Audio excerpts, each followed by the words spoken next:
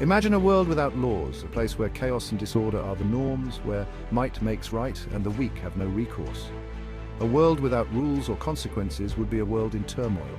The absence of structure would lead to anarchy, and society as we know it would disintegrate. Chaos would reign supreme, civilization would crumble into dust, leaving behind nothing but ruins and memories of what once was. Ancient Sumer, often hailed as the cradle of civilization, understood the necessity of laws. They recognized that without a system of rules, their society would not survive.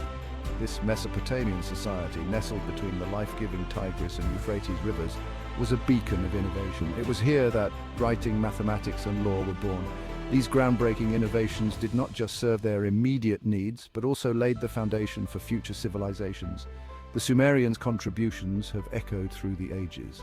The legal codes of ancient Sumer offer a fascinating glimpse into a world long gone. These codes were meticulously inscribed on clay tablets, preserving their wisdom for posterity. They reveal a society grappling with familiar problems.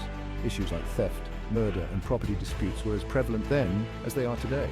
Theft, murder, property disputes, these issues plagued Sumerians just as they do us today. The Sumerians faced the same challenges in maintaining order and justice.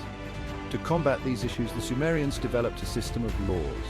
These laws were not just arbitrary rules, but carefully thought-out regulations designed to maintain social harmony.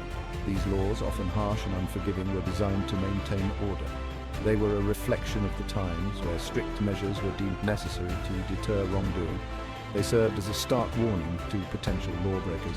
The consequences of breaking the law were severe, ensuring that people thought twice before committing a crime. The punishments meted out in ancient Sumer were often brutal. They were designed to be a deterrent, to instill fear and ensure compliance with the law. They reflected a society that valued retribution and deterrence. The harshness of the punishments was a testament to the importance of maintaining order and justice. Yet these laws, etched on clay tablets, represent a significant milestone in human history. They mark the beginning of a new era where written laws governed society. They mark the transition from a world governed by custom and tradition to one ruled by written law. This shift was monumental, paving the way for the complex legal systems we have today. Understanding Sumerian law allows us to trace the roots of our own legal systems. It provides a valuable point of comparison as we examine the evolution of justice throughout history. The journey from ancient Sumer to modern legal systems is a testament to human ingenuity and the enduring quest for justice. By studying the past, we gain insights into the present and future of law and order. Of the many legal documents unearthed from the sands of Mesopotamia, there is one that stands out not just for its age, but for its profound impact on the development of legal systems throughout history. The Code of Ur-Nammu, a remarkable artifact, stands out as a beacon of early legal thought. This ancient text, dating back to the 21st century BCE, is one of the oldest known examples of written law. Its significance lies not only in its age, but in the insights it provides into the societal norms and legal principles of ancient Sumer. It predates even the famous Code of Hammurabi by nearly 3 centuries, offering a glimpse into a time when the foundations of legal systems were still being laid. The code, named after King Ur-Nammu of Ur, provides a fascinating window into the legal thinking of the time. King Ur-Nammu, a ruler of the 3rd dynasty of Ur, is credited with the creation of this code, which reflects his vision of justice and order. The Code of Ur-Nammu, though fragmentary, covers a wide range of offenses. Its provisions are surprisingly comprehensive, addressing various aspects of daily life and governance. It addresses issues of theft, murder, adultery, and even the responsibilities of government officials. These laws were designed to maintain social order and protect the rights of individuals within the community. The Code emphasizes the importance of restitution and compensation for victims. This principle of making amends to those wronged is a cornerstone of the Code, highlighting a sense of justice that seeks to restore balance rather than merely punish. It also outlines specific punishments for specific crimes, often employing the principle of lex talionis, or an eye for an eye. This concept of reciprocal justice was intended to ensure that the punishment fit the crime, deterring future offenses. The discovery of the Code of Ur-Nammu sent ripples through the academic world. Scholars and historians were astounded by the sophistication and foresight of this ancient legal document. It challenged previous assumptions about the development of law.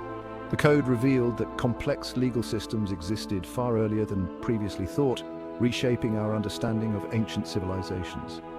It demonstrated that codified legal systems existed far earlier than previously thought. This revelation has profound implications for the study of legal history, showing that the roots of our modern legal systems extend deep into the ancient past. The code's influence on later Mesopotamian law, including the Code of Hammurabi, is undeniable. The principles and structures laid out in the Code of Ur-Nammu can be seen echoed in subsequent legal codes, underscoring its lasting impact. It serves as a testament to the enduring legacy of Sumerian legal thought. The Code of Ur-Nammu not only shaped the legal landscape of its own time, but also laid the groundwork for future generations, influencing legal traditions for millennia to come.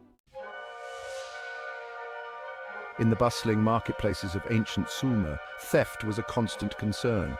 The Code of Ur-Nammu dealt with this offense harshly. The severity of the punishment depended on the circumstances of the crime. Stealing from a temple or palace, for example, carried a far graver sentence than stealing from a commoner's home. For most instances of theft, the punishment was primarily financial. The thief was required to pay a hefty fine to the victim. This fine could be many times the value of the stolen goods. If the thief was unable to pay the fine, they could be sold into slavery. Their family might also be held responsible for the debt. The harsh penalties for theft reflect the importance of property rights in Sumerian society. Agriculture and trade formed the backbone of their economy. Protecting private property was essential for maintaining social order and economic stability. The Code of Ur-Nammu sends a clear message. Theft, regardless of the circumstances, would not be tolerated. The consequences would be swift and severe. The concept of lex talionis, often summarized as an eye for an eye, is a hallmark of ancient law. This principle, deeply rooted in the earliest legal systems, reflects a fundamental human desire for justice and balance. It is a concept that has influenced legal thought for millennia. The Code of Ur-Nammu, one of the oldest known legal codes, embodies this principle. Created around 2100 BCE, it laid the groundwork for future legal systems in the region. It reflects a belief in retributive justice, where the punishment is designed to be proportionate to the offense. This was seen as a way to maintain social order and deter future crimes. The punishment should fit the crime, ensuring that justice is served in a manner that is both fair and equitable.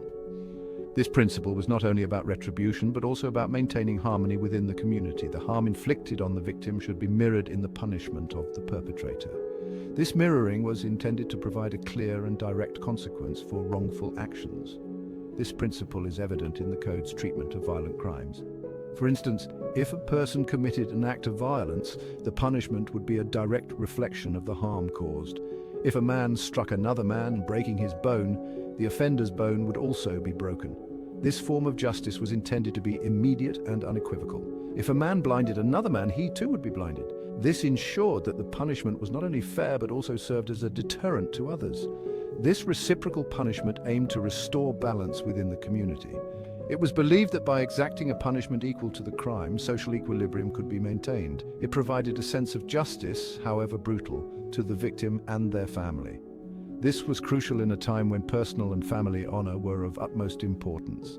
While the concept of lex talionis might seem barbaric today, it's crucial to understand its historical context.